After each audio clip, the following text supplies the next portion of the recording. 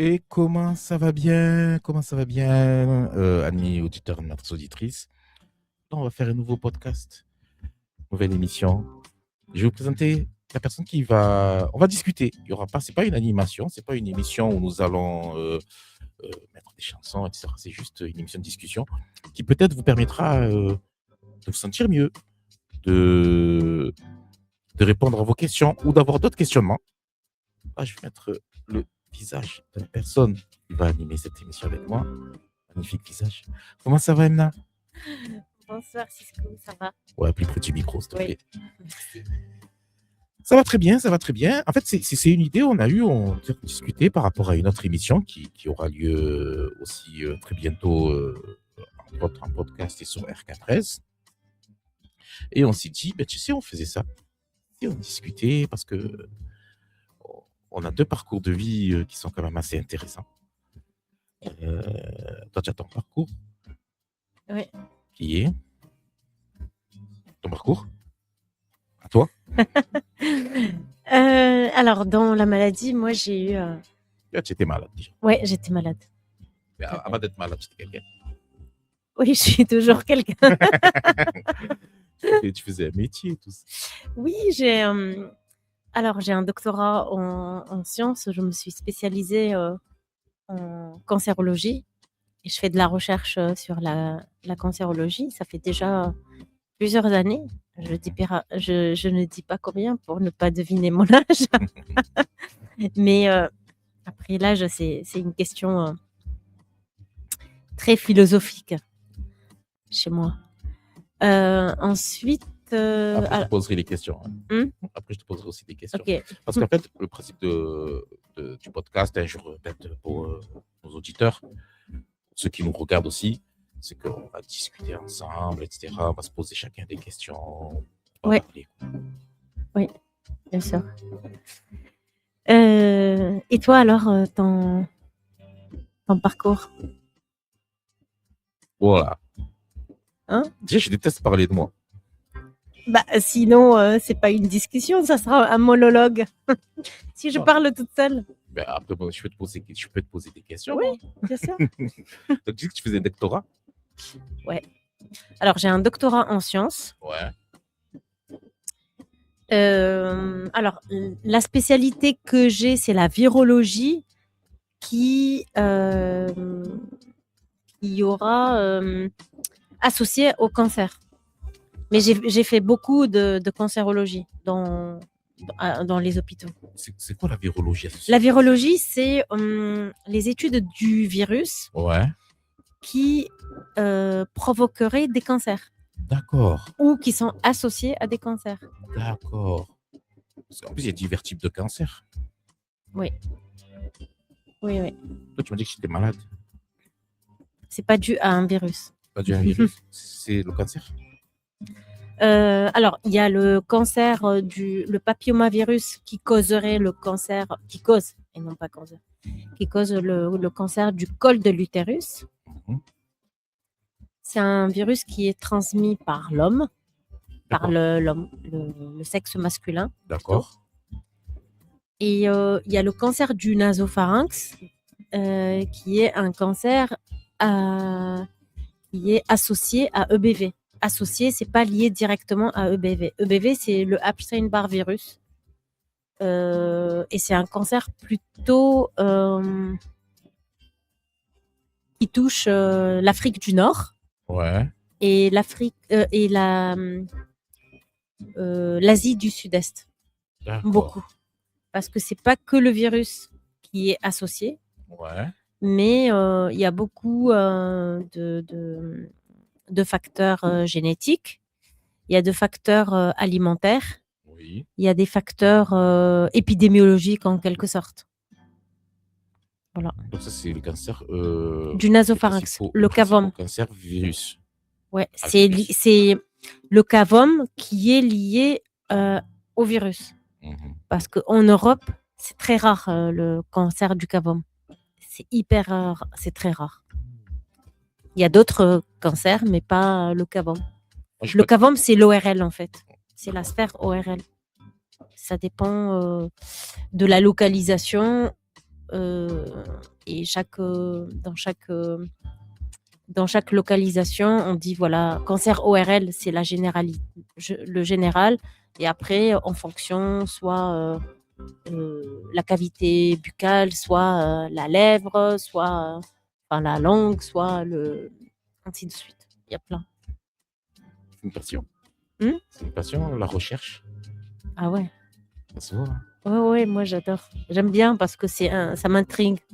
Et plus on cherche, plus bon, on trouve, hein, mais on trouve autre chose. On se pose des questions. Quand on est dans la recherche, moi, on va pas dire lequel tu as eu, d'accord? Et quand on est à la recherche, quand on est médecin, là, docteur, et qu'on tombe malade, il se passe quoi?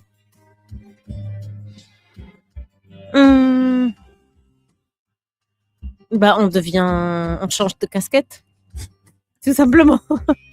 Et tu étais une patiente facile à vivre, toi? Oui, je pense. Tu laissais faire les médecins? Non. Non. C'est pas pareil, hein? Non, c'est pas... Ah non, pas du tout. Mm-hmm. Je discute. Moi, j'ai toujours tendance à poser des questions. Certes, j'étais un petit peu dans le déni, parce qu'on ne s'attend jamais à être malade. Mais je pose des questions. Après, on n'a pas toujours les réponses et on n'a pas toujours les réponses qu'on veut entendre. C'est pas pareil. C'est bizarre parce que moi, quand je suis tombé malade, mais je n'étais pas malade. Je sais pas comment expliquer ça. C'est-à-dire que dans ma tête, j'étais pas malade. Et en fait, tu te rends compte que tu es malade, c'est quand une grosse partie de ton entourage te lâche. C'est là où je me suis dit, ça y est, je suis malade. Bien sûr, il y a la famille, il y a les amis proches, qui eux ne te lâchent plus. Et il y a tous ceux qui, je sais pas dire qui profitaient derrière ton dos, c'est pas ça le mot, hein, mais qui étaient là quand ça allait bien. Subitement, tu les vois plus. De temps en temps, ils vont s'appeler pour donner bonne conscience, mais tu les vois plus. C'est là que je me suis dit, ah, ça y est, je suis malade. En fait, je suis malade, vraiment. Parce que tu n'as plus l'appartement, parce que. Excusez-moi. C'était une époque, quand je suis tombé malade, j'étais jeune encore. Je ne dis pas mon âge, moi aussi, parce qu'il n'y a pas de raison.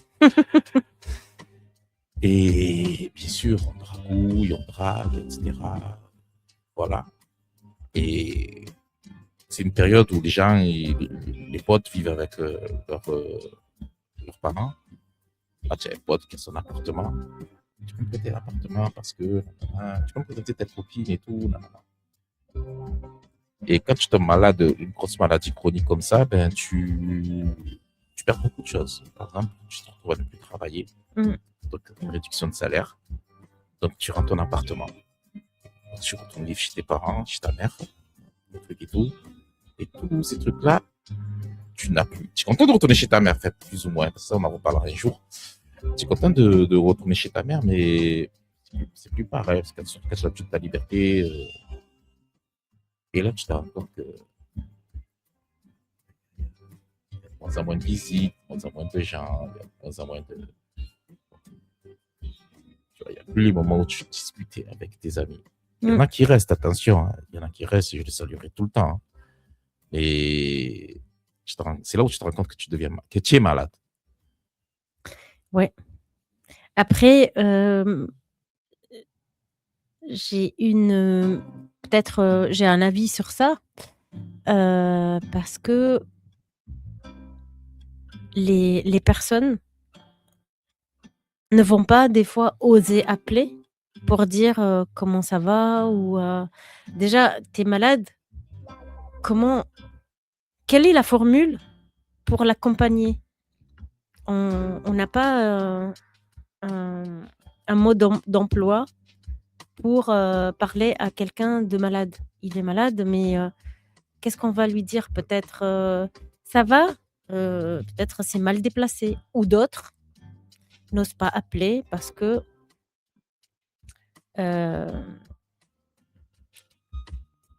parce qu'ils ont peur. Comment ça va, tu le dis à tout le monde? Mais justement, tu n'es plus comme tout le monde. Tout le monde ne sont pas malades. Et C'est pas malade. ça, c'est la vision de l'autre, non? Oui. Après, des fois, quand on est touché par quelque chose, enfin, notamment la maladie, il vaut mieux se concentrer sur soi-même. C'est comme s'il y a un tri qui est en train d'être fait. Ça, c'est ma vision à moi parce que... Je suis tout à fait d'accord, mais c'est le plus dur à faire. Non, parce que le plus important, c'est soi-même. Il faut se concentrer sur la guérison. Et la guérison, ça passe par plusieurs étapes. Et la guérison physique, mais la guérison de l'intérieur avec toi-même. Physique, quand je parle physique, c'est-à-dire prendre les traitements, etc. Les traitements conventionnels, mais en plus, c'est un travail très, très profond sur soi-même. Pourquoi ça m'est arrivé? Poser les bonnes questions. C'est comme tu prépares une émission, c'est quoi, comment, qui, où. C'est la même chose. Il faut faire une introspection sur soi-même. Et Ouais. c'est ça, c'est une philosophie. Certes, je suis scientifique, mais je suis comme un diamant. Il y a plusieurs prismes dans un diamant. Et ben, il faut être comme ça avec tout, avec soi-même, les autres. Et il vaut mieux. Des fois, en fait, on est à la maison, je m'ennuie. Mais c'est bien de s'ennuyer. Parce que on se pose la question, pourquoi je suis comme ça? Pourquoi... Après, il y a le truc où la société nous rend coupables. C'est-à-dire que, voilà, par exemple, en ce moment, même, on dit les malades, il va falloir qu'ils fassent un effort. Et les malades, déjà, ils font l'effort d'aller bien. Ou Mais d'essayer ouais. d'aller bien. Mm. Quelle que soit la maladie, je ne vais pas aller sur les maladies chroniques que nous avons, nous. Parce qu'il y a un truc aussi qu'il faut dire, c'est que quand tu as une maladie chronique comme ça, tu es toujours malade. Ouais, mais le truc, c'est que ça se voit pas. Ça se voit pas. Ça se voit pas. Ah bah t'as les cheveux qui poussent, donc tout va bien. Ah bah tiens, t'as bonne mine. Tout va bien alors. Mais les gens se rassurent eux-mêmes. Ça se rassure eux-mêmes. Ben Parce oui, que c'est un combat de tous les jours. Hein. bien sûr. Déjà, on a combattu quand on dit il y a la guérison. Je pense qu'on veut dire nous, on sait. Voilà, nous on sait. Par exemple, voilà, quand j'ai eu ma première greffe, ça y est, tu guéris et tout. Moi, c'est plus comment enfin. Je me suis battu pour essayer Mais bien sûr. pour essayer de faire sauter mes habits, pour continuer à sortir mes vannes, etc. etc. Et cette fatigue-là qui s'est cumulée. Et lorsque tu es greffé, non, tu ne vas pas mieux. C'est un autre combat qui commence. Tenir le rein, prendre ses médicaments, voilà, prendre ses médicaments tous les matins, etc. Bien sûr. Si vous aimez ce podcast, peut-être qu'on parlera de la relation à l'autre aussi. On en reparlera plus tard. Parce que Ouais. c'est... Il y a beaucoup de thèmes à évoquer sur ça. C'est tout un roman à écrire Ouais. sur ça. C'est la relation avec soi-même, la relation avec son corps. Quand je dis soi-même, c'est-à-dire la voix qui est en nous, mais aussi son physique, mais aussi à qui j'étais, qui je suis et qui je souhaite être. Déjà, rien que là, on parle de 3 thématiques. Après, ma relation avec l'autre, c'est-à-dire la personne, les personnes qui m'entourent, avec le travail, avec le système dans lequel où on vit. Parce que c'est les croyances, il y a des croyances qui sont limitantes. Il y a énormément de choses et en fait, c'est beaucoup de questionnements, beaucoup d'introspection sur plein de sujets. Exactement, c'est ça le truc, l'introspection. Ouais. J'ai du mal, moi. J'ai du mal parce que comme tu as vu, j'aime bien faire des blagues, des vannes et tout. Ça permet déjà de mettre une distance par rapport à l'autre. Ça permet de se rassurer soi-même aussi. Mm. Il y a un moment où, quand tu te trouves seul face à la maladie, quand tu trouves, voilà, tu te lèves le matin et tout. Je sais pas si ça t'est arrivé, ça, de te dire, putain, je suis encore vivant. Non, je dis pas ça. Jamais. Pendant que tu étais malade. Non, parce que j'ai une force interne. C'est comme un arbre qui n'a pas de feuilles. Je ne sais où, dans une terre perdue, mais il a des racines. C'est comme un iceberg. Il a des racines tellement profondes que tu peux avoir un tsunami, un vent, il n'arrachera pas parce que les racines Ça, sont c'est là. ce qui nous permet de tenir par rapport à tous les événements et tout. Je comprends ce que tu veux dire. Il y a des moments, voilà, tu te lèves le matin, tu vomis, tu as des crampes. Et des fois même, tu te lèves, tu fais 2 pas, bah, tu tombes. Tu vois ce que je veux te dire? Ouais. Et là, tu je suis encore vivant.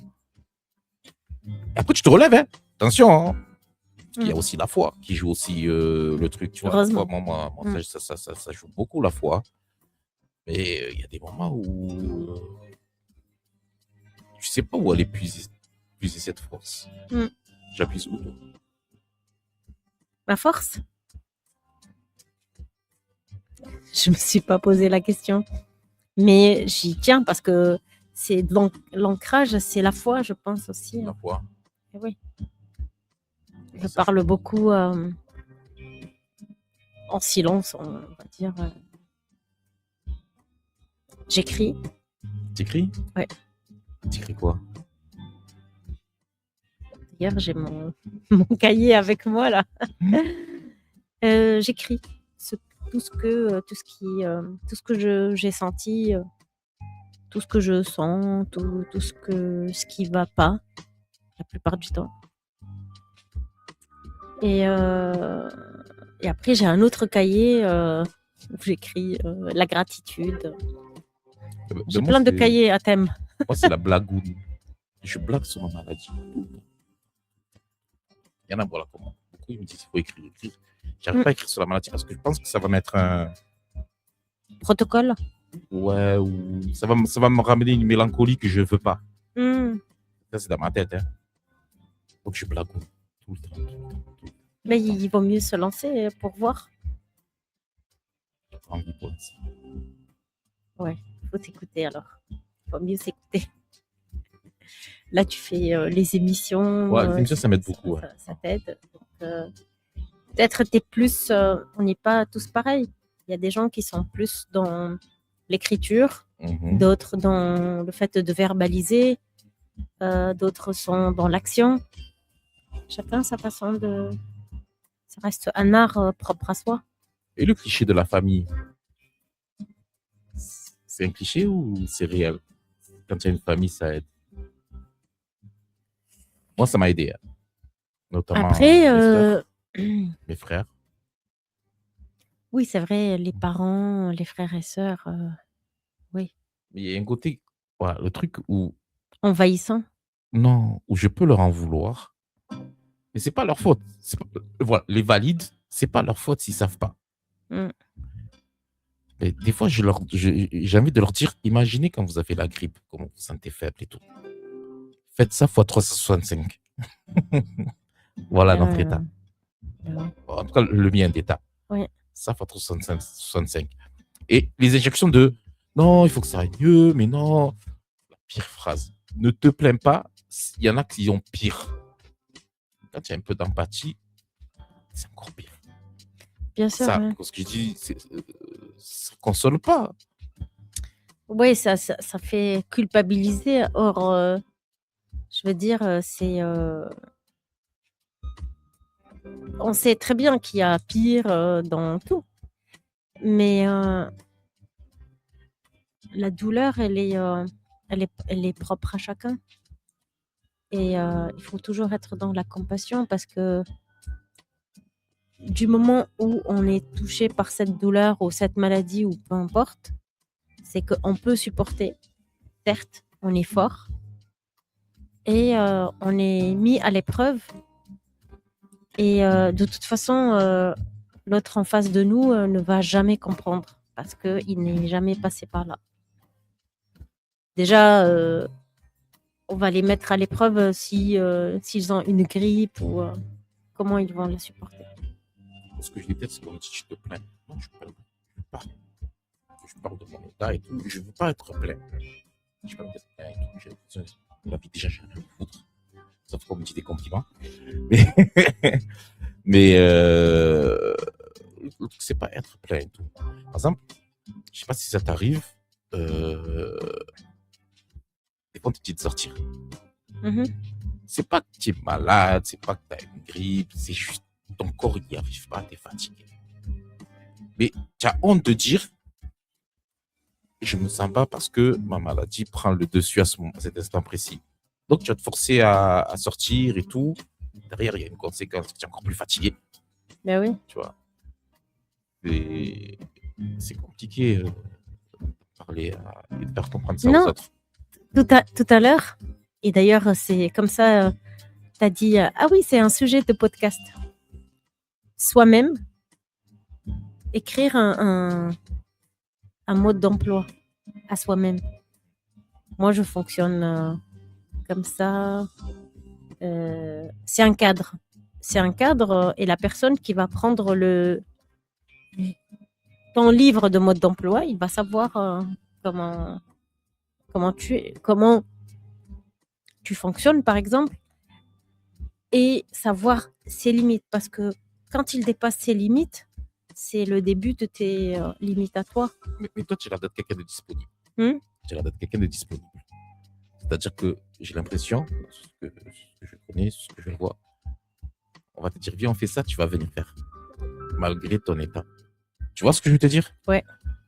Mais il y a le truc où on veut montrer qu'on est comme les autres. On va bien. On va bien. Oui, on va bien, oui. Oui. Mais il y a des moments où ton corps n'a pas envie. Bien sûr, il faut s'écouter. Ton cerveau n'a pas envie. Et là, c'est là où arrive la culpabilisation. Après, c'est normal. C'est normal dans le sens où il y a le conscient, le subconscient, son propre ego. Le cerveau, il nous envoie beaucoup d'informations. Mais c'est pour ça qu'il y a une voix interne qui se bagarre entre le cerveau et la voix interne. Savoir faire un équilibre. C'est comme régler la musique, pas trop fort. Voilà, c'est un équilibre. Et ça, c'est un travail. C'est vraiment un travail sur soi. Que la maladie, le mal a dit. Ouais. Et le mal a dit, c'est-à-dire il y a un mal-être. Le corps, il envoie des signaux et le cerveau, il est attiré ailleurs. Il a un appât. L'appât, c'est l'autre, la famille, je ne sais pas moi, tout ce qui est à l'extérieur. Tout ce qui est à l'extérieur. Et donc, se retourner sur soi-même, c'est pour savoir le pourquoi du comment. Et on revient encore qui, quoi, comment. Voilà. Merci beaucoup, docteur. Merci, Cisco. J'espère que vous avez apprécié ce podcast qu'on est en train de faire, qu'on est en train de créer. Dites-nous si vous avez apprécié, dites-nous si vous en voulez d'autres. N'hésitez pas vous aussi à nous donner vos expériences de vie, valides, pas valides, hein. C'est destiné à tout le monde. Oui, parce qu'il y a aussi les aidants.